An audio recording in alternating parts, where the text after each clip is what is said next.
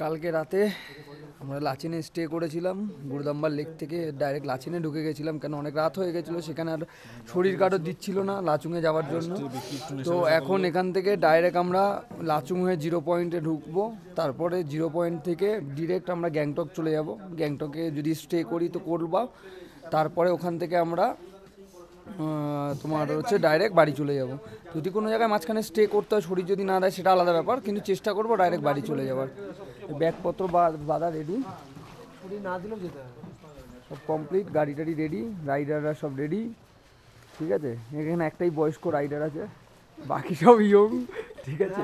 এইটা বয়স্ক দেখা যাবে, বয়স্ক হয়েছে দেখ তো, সবার পাশে দাঁড় কত কাকে বয়স্ক লাগছে আমাকে। আমরা 0 পয়েন্টের উদ্দেশ্যে বেরিয়ে পড়েছি। তো সবে লাচেন থেকে আর কি হোটেল থেকে বেরোলাম, তো এখন যাচ্ছি রাস্তায় আছি।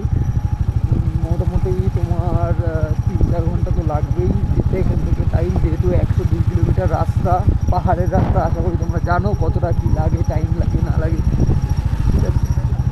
যারা এসছো বাইক নিয়ে এসছো বা তারা জানো কম বেশি। যাবো, দেখি কতক্ষণ লাগে।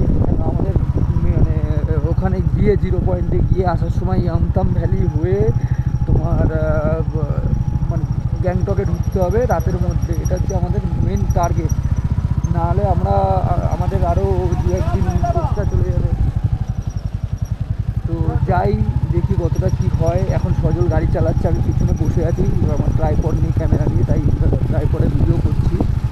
কেন একটু এক্সচেঞ্জ করে করে গাড়ি চালালে কী হয়, শরীরের যে টায়ার্ড ফিলটা, সেই ফিলটা আর হয় না।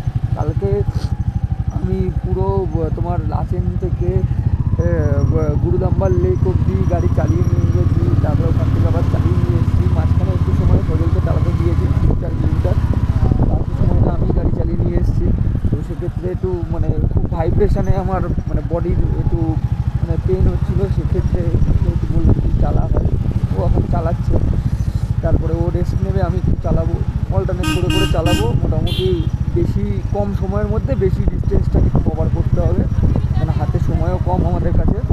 চলো দেখা হচ্ছে পরে।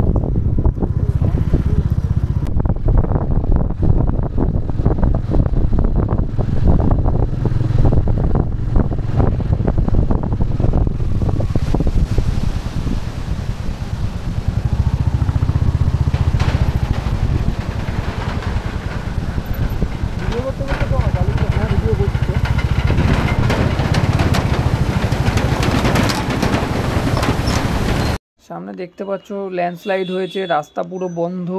কালকে রাতে অ্যাকচুয়ালি প্রচণ্ড বৃষ্টি হয়েছে, সে কারণে ল্যান্ডস্লাইড হয়েছে। তো শুধু আমরা না, প্রচুর রাইডার ফেসে আছে। আমরা যতক্ষণ না রাস্তা ক্লিয়ার হচ্ছে ততক্ষণ আমরা বেরাতে পারবো না। তো দেখা যাক আর কতক্ষণ সময় লাগে।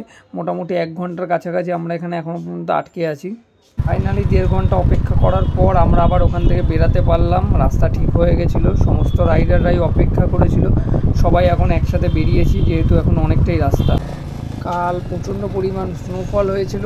আমরা ইয়ামতাম ভ্যালি থেকে মোটামুটি এখনও 10 কিলোমিটার 15 কিলোমিটার দূরে আছি। তো স্নোফল হওয়ার কারণে রাস্তার সাইডে দেখতেই পাচ্ছ সাদা সাদা বরফ জমে রয়েছে।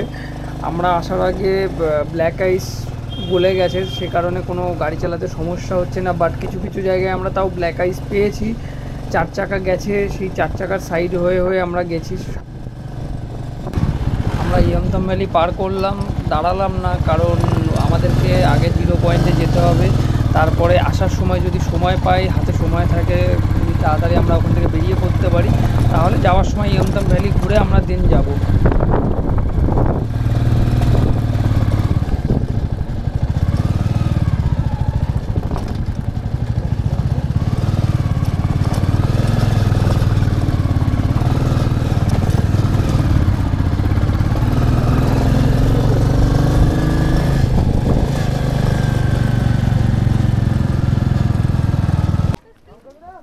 আমরা 0 পয়েন্টে 6-7 কিলোমিটার আগে দাঁড়িয়ে পড়েছি। এখান থেকে আর আগে যাওয়ার কোনো পারমিশন নেই, কারণ ব্ল্যাক আইস পড়েছে। তো এখানে আমাদের ছবি টবি তুলে এখান থেকে আমাদের ব্যাক করতে হবে, এর বেশি আমরা আর যেতে পারবো না। দেখি এখন ইন্ডিয়ান ফ্ল্যাগ নিয়ে আমরা একটা ছবি তুলে তারপরে যাব। তোমাদেরকে দেখাচ্ছি চারিদিকে, জাস্ট পরিবেশটা দেখো। যেদিকেই তাকাচ্ছি সাদা বরফের চাদরে পাহাড়গুলো ঢেকে গেছে, জাস্ট অসাম, মানে সে আলাদা রকমই এক অনুভূতি ফিল হচ্ছে।